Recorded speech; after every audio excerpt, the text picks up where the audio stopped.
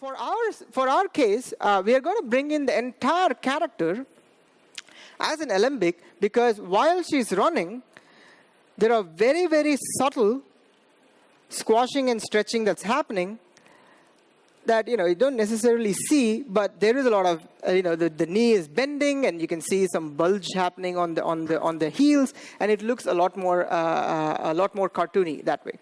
So to export this character as an alembic, all you have to go to do in Maya is go to cache, alembic cache, and then you export the selection to alembic. And in here,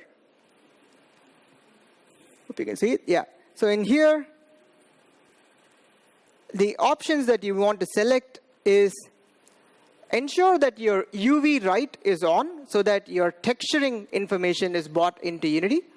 And you also have world space, so that because typically when you're making a character has different parts to it, like the eyeballs are separate, the hair is separate, the hands are separate, the clothes are separate, but you want them all to be packed in the same world space. You want world space to be true, and you also want to write anything that's visible to be true, and you also want to write the UV sets so that you get the texture information into it.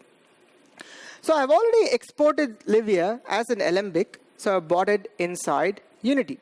So if I go inside Unity, I can see that there is a prefab or a prefabricated object called run.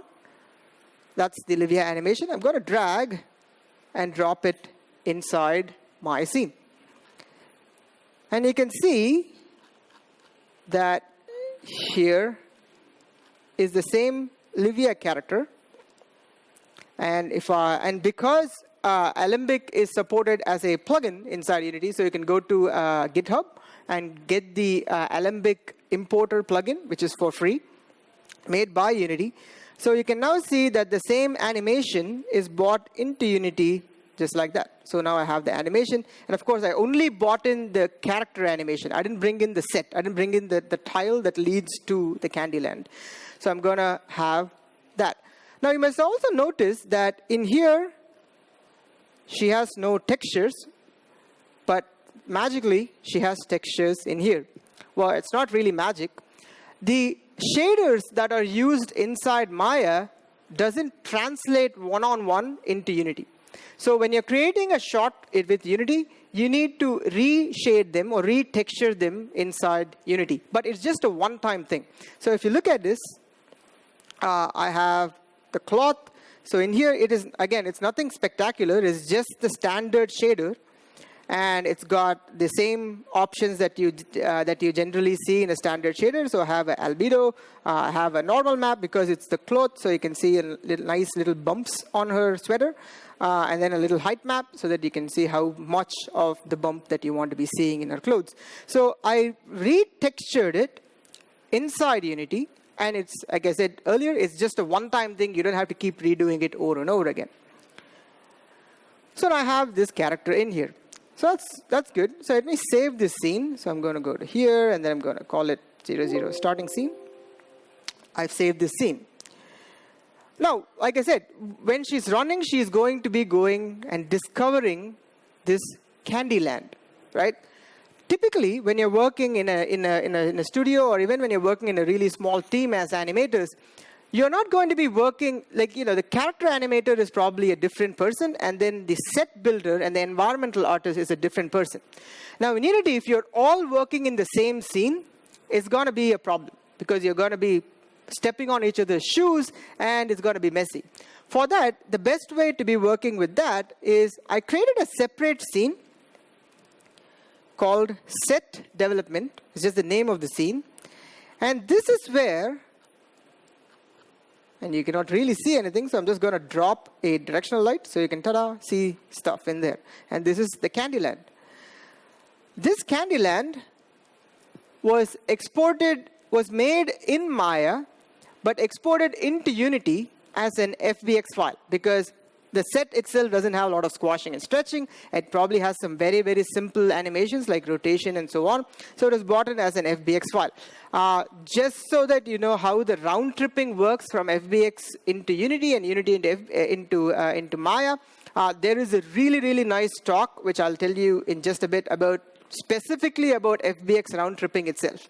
So you can round trip sets, game objects, lights, and cameras from inside Unity to Maya, from Maya to Unity.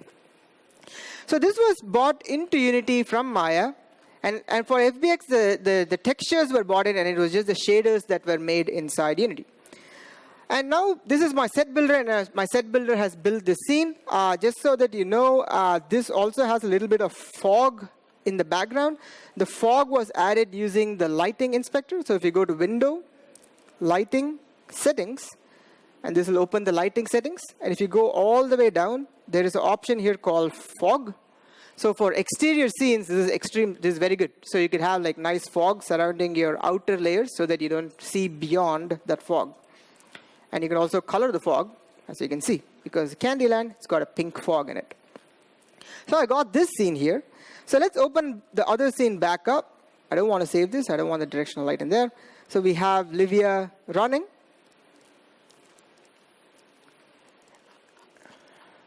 Right here. And what I'm going to do is this set development scene that I have with the set itself, which was created by my environment artist, I'm going to drag and drop that scene right into my hierarchy. And blam. So now I have the same character in a separate scene, which is our starting scene. She's still running. She's still running, but it now looks like she's running in the environment. An additional thing that you might also have noticed is the set development scene has no lights. But the directional light from the starting scene is affecting the light in the set building scene, which is great because your environmental artist can completely can only concentrate on making the set. Whereas you could have a completely different scene, you could maybe have a lighting artist who's working only on a different scene that just has lights, has no set in it. So you could have different scenes affecting different other scenes, such as this one by this. So you could have like a completely parallel workflow of lighting artists, environmental artists, and your character animators all working in different scenes, and you could just have the editor or the director just put all those scenes together to see how it looks, right? So now we have this nice scene. All right, so we have done the animation of the character using Maya and Alembic. We have brought in the sets. What's the next thing? Next thing we want to be doing is make this thing, light this scene up. Because we only have one directional light, but there are no other lights. To give you a quick idea about lights itself, there are about 4 different types of lights inside Unity, in addition to the environmental light itself. So if I create a light, so I'm going to right-click, Game Object, Light, and you can see there is directional light, there is a point light, there's a spotlight, and an area light. Directional light, point light, and spotlights are real-time lights, which means, for example, if I put a spotlight in here, you can see that it lights up that scene instantly, right? And similarly, if I change this to a point light is more like a LED light, so it brightens up an entire space around it, so it automatically brightens it. The fourth type of light is area light. Now, area light, it says in braces, is baked only, which means that you will not see that light until you bake that light. Now, area light lets you have soft shadows. Now, there's going to be a talk later tomorrow on something called the HDRP, given by Matthew Mueller, where he'll talk about real-time area lights, but I'll leave that as suspense because we are now just laying out the fundamentals, right? So we have area light, and I'm going to have to bake this light in order for me to see that light. So in order to bake, I just go back to my lighting settings, and I can click on mixed lighting, and I can have baked illumination. And if I say generate lighting, so if I uncheck auto generate, and if I say generate lighting, it's going to start generating the baked light for me. I'm not going to do that right now, because baking typically takes a little bit of time. When you're baking, another important thing that you also want to do is in the light mapper, you want to select progressive. Progressive lets you bake lights in exactly the scene where you're looking at, because baking is a little time consuming, but rather than waiting for an entire scene to bake before you start seeing how the light is affecting your scene, in Progressive Light Mapper, you could only look at the space inside your scene view, and that will get prioritized. So only that area will start baking, which means you'll get a better idea of what kind of baking your light is going to have. So I'm not going to bake right now. I'm going to remove that spotlight. And I'm also going to remove the directional light, so it's completely dark and flat. I already have a prefab which has all the lighting set up. So I'm going to drag and drop this in my starting scene. Of course, you could drop it in a separate scene. But blam. So now I have lighting here. Now, if you look at the lights, it's not straightforward. There's a whole bunch of point lights. And there is 2 directional lights, one for just shadows and one for the general lighting itself. And then you also have a few reflection probes. Now, what do they mean? So, by the way, to look at or have one spot for you to look at all the lights that you have in your scene, the best place to go to would be to go to Window, Lighting and Light Explorer. If you go there, you'll see that it now lists all of the lights and their properties in a list view, which is awesome if you're a lighting person, because you don't have to keep searching your hierarchy for lights. So you have one place to look at all of your lights, and you also have a tab that shows you all of the reflection probes, and I have no light probes, and I have a few emissives, which are materials that are going to be emitting some lights. Just to give a quick overview of what reflection probes itself does, if you look closely at Livia's eyes, it's a shiny material. And you can see that her eyes are reflecting the environment. If you don't see it, then you can see, if I turn off the reflection probes, you can now see her eyes have become a lot more flat. But now it's a very, very subtle thing. But you can see that with the reflection probes, all of your reflecting surfaces will start reflecting the environment around it. So it's a nice effect for shiny surfaces. So now that my scene is lit, so a whole bunch of real-time lights, no baked lights, and that's my entire scene. All real-time lights running this scene, and it already is beginning to look okay. All right, let's make it even more prettier. So we're done with animation, we're done with set building, we're done with lights. Now let's do what is called post-processing in order to make your scene look a lot more cinematic, a lot more serious. So to do that, what I'm going to do is I'm going to be using what is called the post-processing stack version 2, which is out by the way. So for version 2, to start using the post-processing stack, I first have to make my camera ready to start seeing the post-processing effects. So I'm going to select my main camera. I'm going to add a component, which is readily there. But if I go there, I'm going to add component, and I can search for post. I'm going to add what is called the post-processing or post-process layer. When I select the post-process layer, now it adds this component here called post-process layer, and my camera is now ready to start seeing any post-processing effect that is going to happen in my scene. It's also going to ask me what is the layer on which I want to add my post-process on, because post-process is a very heavy effect. So if I say everything, it's going to show a warning saying, hey, you don't want to add post-process to all the layers in your scene. You want to make it, add it to only a few layers or maybe one layer. So I'm going to say nothing. And I'm going to select the layer called post-process. Now, post-process layer doesn't automatically exist. I created it by going to Edit, Project Settings, Tags and Layers, and I created a whole bunch of layers in there, and one of the layers is called post-process. So, of course, you could name your layers whatever you want, but I called it post-process. So I'm going to my main camera, and my post-processing is going to be applied only on that post-process layer. You can also see, let me just change my camera view in just a bit. So this is my view in my game view. This is my final scene. This is what my movie is going to look like. you can see that there is a little bit of aliasing going on. If you look very closely, you can see there's a little bit of aliasing. In fact, at some parts, you can also see here, there's a lot of aliasing going on. How do you remove those aliasing? In the same post-process layer, you also have an option here called anti-aliasing, or anti-aliasing if you're American. So I'm going to click on that drop-down, and you have a few options for anti-aliasing. You have FXAA, SMA, and TAA, or temporal anti-aliasing. Now, we want to be using temporal anti-aliasing for our movies or shorts, because although they're a little slow or expensive, we want the best anti-aliasing that exists. So I'm going to select TAA. As soon as I did that, you'll notice that the scene has become a little more smoother.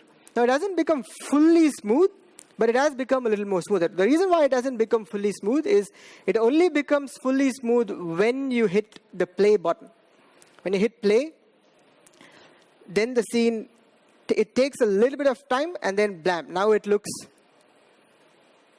a lot smoother. You can see these areas have become a lot smoother, and that's what anti-aliasing does. So your scene looks a lot more that is made out of a offline renderer, for example, than a real-time renderer. So that's awesome. So now we have added anti-aliasing. Now let's add some effects, post-processing effects.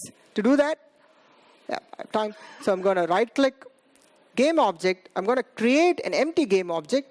I'm going to call it post-processing layer, or PPL. Because who doesn't like three-letter acronyms, right? Or TLAs, like I like to call them. So PPL. And I'm going to add a component here called post-process volume. The post-process volume is named the post-process volume because it lets you define the kind of post-processing that you want to be adding depending on which volume or which area your camera is in. So you can have like smooth transitions from one effect to another. Now, there is again a full-length talk, an hour talk on just post-processing, which I'll give details about it in just a bit, where you can learn more about this. But for now, I'm just going to say this post-process is going to be a global one. So I'm just going to have like one post-process volume for my entire scene. And I'm going to create a new profile by clicking on the new button. And I'm going to add, and that will create this asset called PPL profile. Now this is very cool. If I right click and show an explorer, this is a standalone asset. And what this means is whatever post-process effect that you're going to be creating, it can be exchanged between scenes or even between projects, which is amazing. So I'm going to add an effect. I'm going to add my favorite effect, which is bloom. I'm going to select all, and I'm going to change the intensity, and you can see that the bloom effect is taking place really nicely. Can you see that? You don't, right? Yeah. The reason for that is because the main camera, we have selected the layer to be the post-process layer. So in the PPL, we have to select that layer to be in the same layer as the post-process layer that we selected. So post-process, bam. And now you can start seeing the bloom effect. So if I change the intensity, you can see nice bloom going on. You can maybe change the color to maybe a little yellow, so it looks a lot more goldish, I guess. And you can add more effects. The MVP effect is the color grading effect. Now, color grading is this color grading effect that we have is pretty much an industry standard in films. In my mode, I'm going to select ACES, or Academy Color Encoding Scheme. That is a standardized coloring scheme inside, which is being used by a lot of movies. It makes and the reason that was introduced by the Academy, which is the same Academy that gives out Oscars, is because a lot of times you're shooting movies in a digital camera or a film camera, or you're doing post-process in After Effects, Nuke, or whatever. So the colors really don't stop matching between these mediums. So a red in, let's say, After Effects didn't look the same as the red in, let's say, Nuke. So ACES was created so that the colors are all standardized. And so we also want to have a standardized color, and also makes your scene a lot more cinematic. So I'm going to select ACES. And with this one, you could really play around with this. Now, I'm no expert in color grading or in post-process, but because of all of these toggles, I could start increasing temperature, maybe increase the saturation a bit, make it completely black and white if you want, but increase the saturation, maybe increase the contrast, and maybe I only want to highlight the, the yellows a bit. So in the hue and saturation curves, I can select keys, and I can start highlighting only the yellows and maybe bring down all of the colors. Now I can only see yellow. So you could do all these kinds of cool tricks with it. There's a whole bunch of other effects that you can add. Now, I have already created an asset for post-process, which looks much better than what I just created on the fly. So I'm just going to use that. Just going to go global post-process. This is the effect. Now, just to give you an idea, this is what it looked like without post-process. This is what it looked like with post-processing. So it looks a lot better, right? And in here, I've added some ambient occlusion, bloom, color grading, some chromatic aberration, and vignette, and screen space reflection to have reflections in here. All right, so this is my post-process. So now we have an entire film or short kind of looking scene. So let's start doing stuff that actually makes it animated. So let's start adding some sequencing, and let's also start playing around with camera effects. So first, let's animate. To animate, I have to use what is called a timeline. Timeline was introduced last year, I believe in March, almost a year ago. So to access timeline, you got to go to Window, Timeline, and that opens up this timeline editor.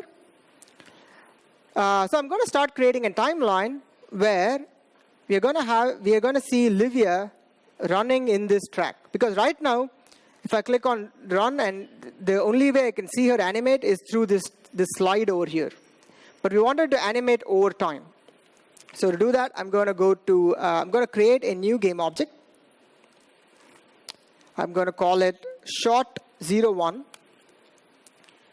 And selecting that empty game object, I'm going to select create in my timeline editor. Timeline editor. And let's just create a new folder, call it Timeline Berlin. Going to call it Shot01 Timeline, and hit save. So now this creates a timeline where I can start sequencing stuff. I don't need this sequence, I'm going to delete that.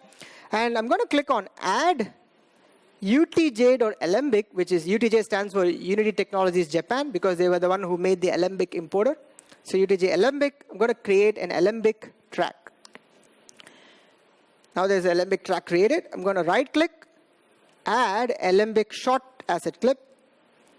And selecting that shot, it's going to ask me what is the alembic that I want to be playing. So I'm going to drag this run alembic, which is the one which has the Livia running. So I'm going to drag, drop it in there. Now I have the stream player. And now using the timeline, Livia is now running. So you can see that. There you go. So Livia is running. Pretty cool.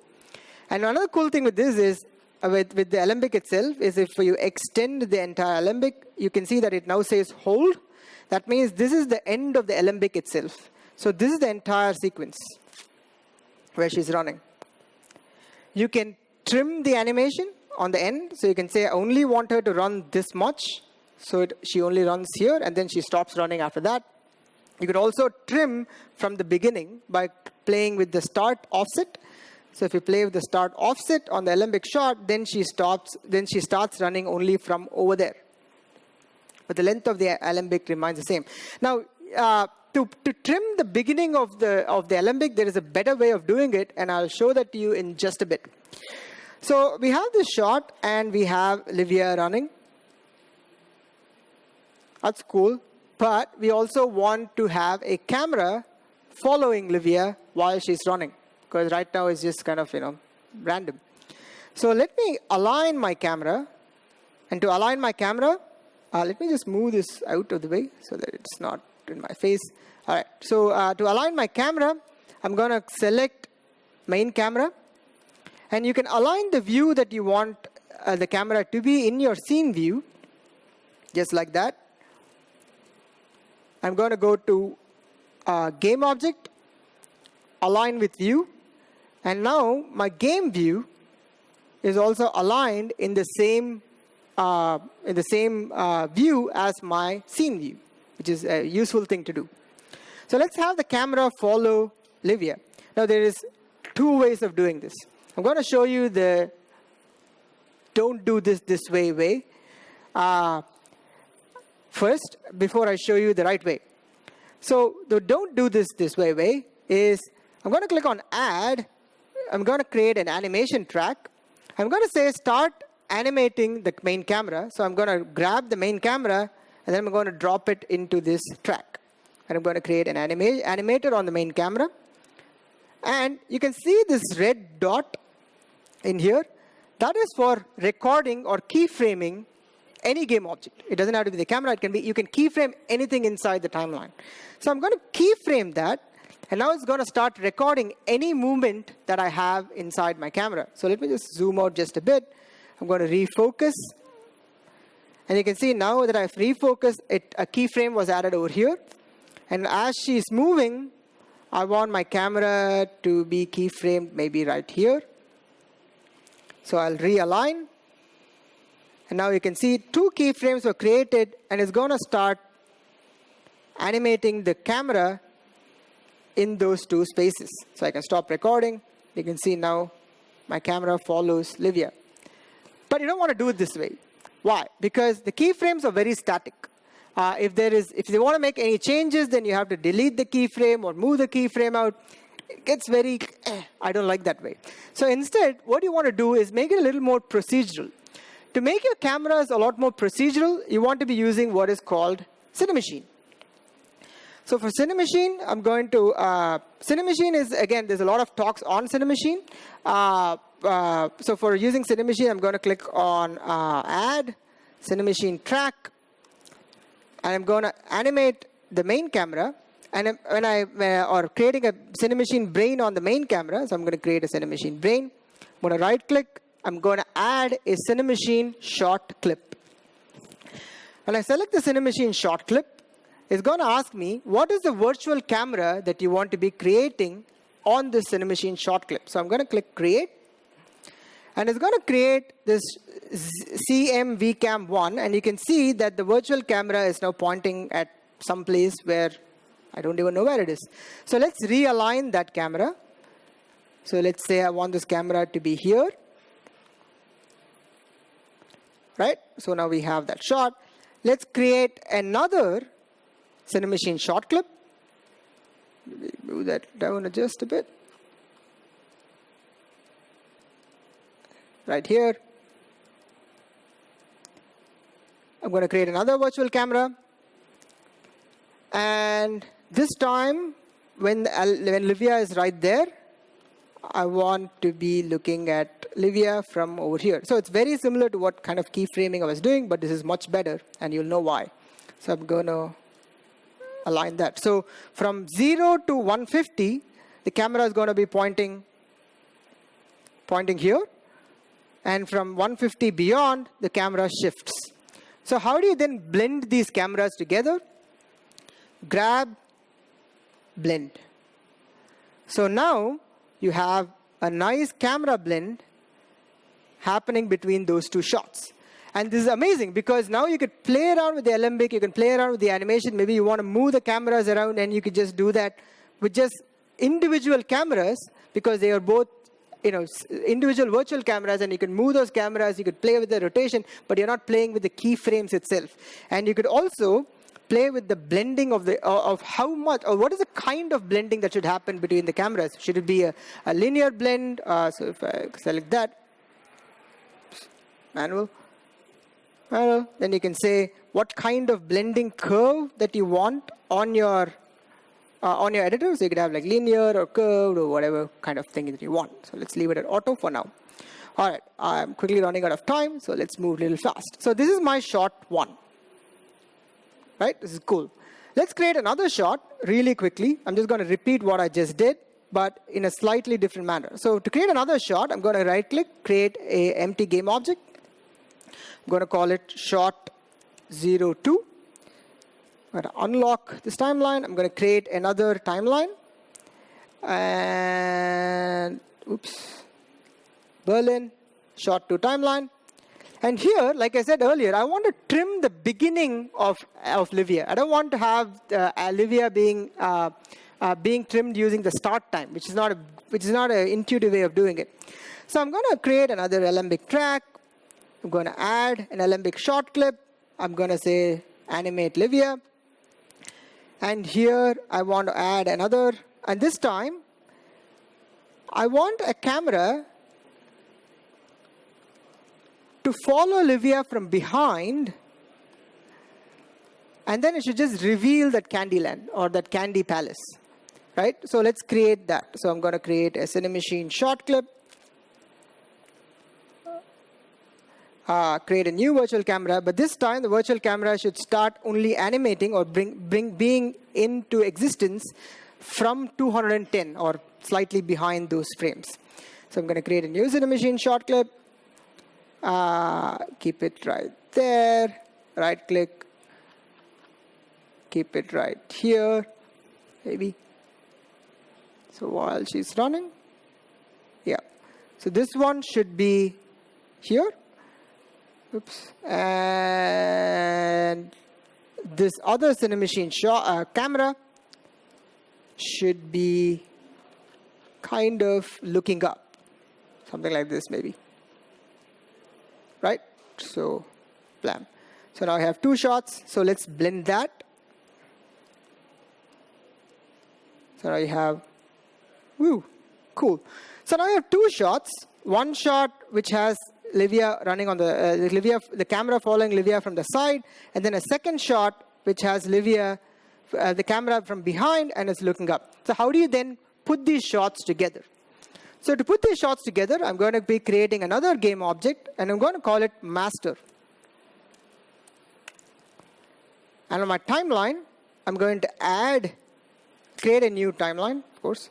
Berlin, master timeline.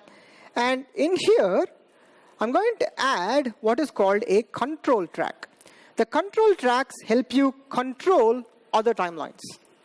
So I'm going to right-click, add a control playable asset, and on that timeline or on that asset, I'm going to say control shot 1. So from here, from the master timeline, I'm now controlling the other timeline. All right, let's create another control track, and this time I want this to be controlling shot 2. But you can see, because shot 2 doesn't begin until this place, because all of this place is empty, what you can do is go back to the control track, you go over here, and then you want to cut over here. So let's do some editing. So I'm going to trim the control playable track, bring this in, nothing is happening till here, and there you go. This is where Livia starts running. So let's go back a few frames. There you go. So let's trim the beginning of that other control track. So with control tracks, I'm essentially doing non-linear editing. I'm just having different people working on different shots. Consider I'm like two different people. So I have two different people working on different shots, and me as the editor is now doing editing inside the timeline using control tracks. So now if I hit play, you can see first shot, blam, switch to second shot. Oh, actually, let's make it a little more bigger so you can see it. Yeah, so you have, and by the way, if you hit play, it plays. So she's following, she's running, blam, switches to the other shot. So you have that going on, which is very cool. All right, so I have 10 more minutes. Let's go really fast. So the next thing that we want to do is what are all the things we have done? We have added animation, we have added set building, we have added lighting, we have added post-processing, we have added sequencing or timeline, we have added cameras, and we have done editing. So the last two things that we want to be doing is adding maybe a title screen and an end screen. So let's do that. So you can do that inside Unity 2. So why do you have to go outside? To do that, I'm going to click on Add, and I'm going to click on, where is that? Screen fader track, just right here, screen fader track. So I'm going to click on screen fader. And to have a screen fader, you need a giant black screen. So I'm going to create a giant black screen by going to Game Object, UI, image.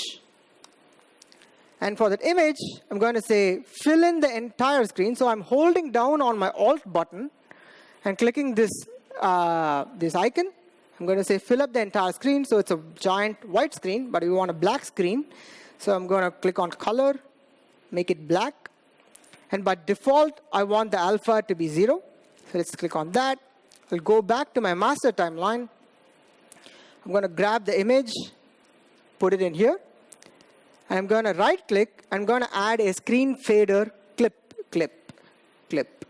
I'm going to click on the screen fader. Now, you want the screen fading to kind of the screen to be black, and then you want it to be fading into the scene.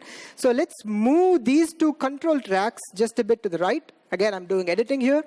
I can move to the right, and then for the screen fader, so it's going to be black, and then blam, it's going to have Livia running. But we want it to fade, so let's create another screen faded track. I'll select the track, and in the color, I'll set the alpha to be 0. And now I can blend that. And if I hit play, it's black blend. Let's maybe blend it even a little more slower. So I just have that.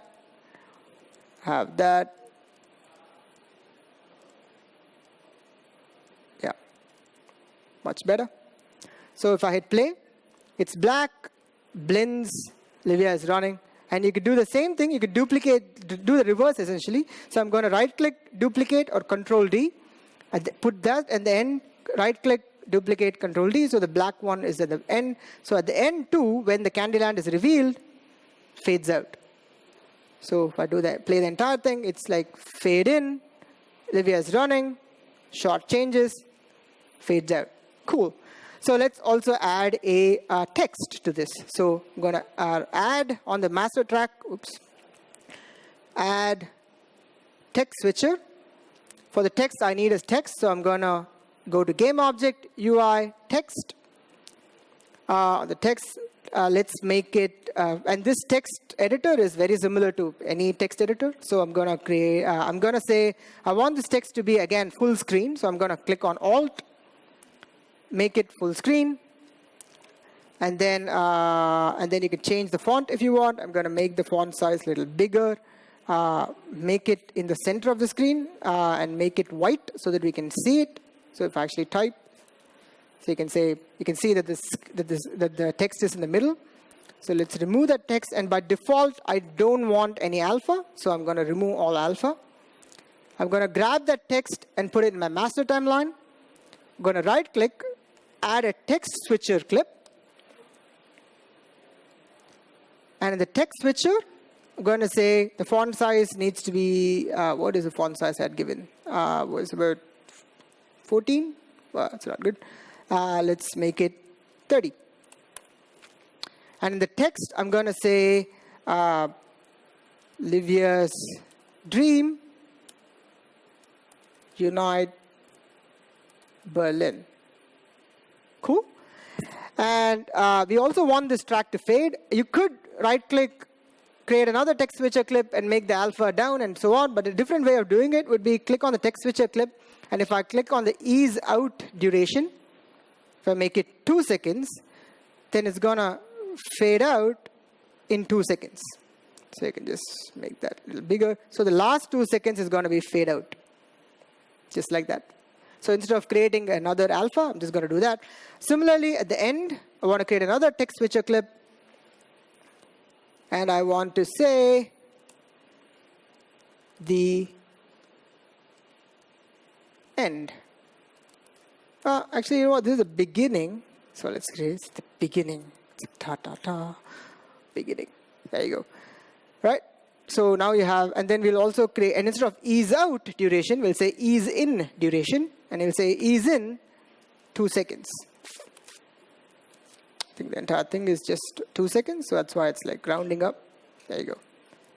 So now if I play the entire thing, it's like Livia's dream, unite Berlin. Okay. And then blah, blah, blah, and then fade out the beginning. Awesome. So let's change the text. Berlin, not Berlin. All right. So that looks cool. So finally, the last thing I want to be doing is audio. So I'll make it very simple. So let's say add some background music. because it's pretty boring. So let's add audio track. And I have an audio track of Holly Cook. And it's an open source sound play clip that I found online. So if I hit play, you can hear it. So let's play that. So I'm going to drag Holly Cook, bring her here.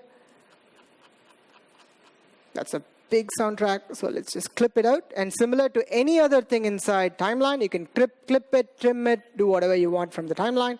So I'm going to trim it right here.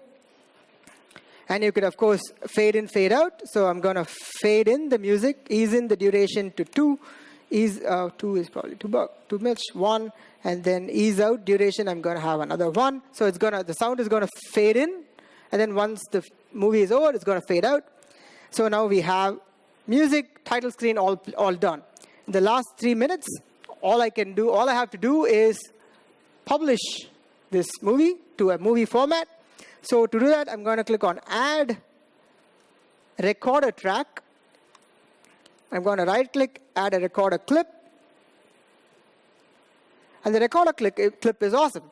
With the recorder clip, you could publish the video that you just made as a movie file or a sequence of images. So all you have to do is go to Unity Image Sequence. And you could export it as a JPEG, PNG, or an EXR format if you're going to be doing post-process outside of Unity, maybe on Nuke or After Effects. So you can still do that. So for now, I'm just going to have a movie sequence. And for the collection method, I'm going to say record whatever is on the game view. And I can select my resolution. Now, if you're on a movie, your maximum resolution is 4K. But if you have image, then your maximum resolution changes to up to 8K. If that's what you want to be doing. So let's go back to movie. I'm going to select 720, game view. I'm going to select where I want to be recording it. So blah, blah, recordings. So I will select there, and then I'll call my movie Berlin Unite Dream Sequence 001. So there you go. So now all I have to do is hit play, and it'll just record it. So while it's recording, that's pretty much the end of what I'm talking about. If you have any questions, let me know. You can come up front to that microphone. It's still recording, but slowly recording. Blah blah. And the only reason why it's in slow motion while it's recording is because while it's recording, it's writing to disk. And that's the only reason why it's a little slow. Because if you have a high-speed SSD, a solid-state drive, then it'll be a lot more faster. Oh, it's done. So now if you look at that clip, let's go in here. Where's my recorder? There you go.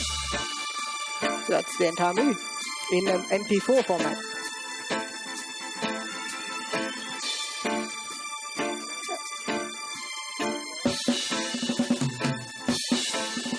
Oh, wait, I played the wrong one. Sorry. This one. Sorry. This was my yesterday's trick. Oh, wow. The resolution is terrible. But there you go.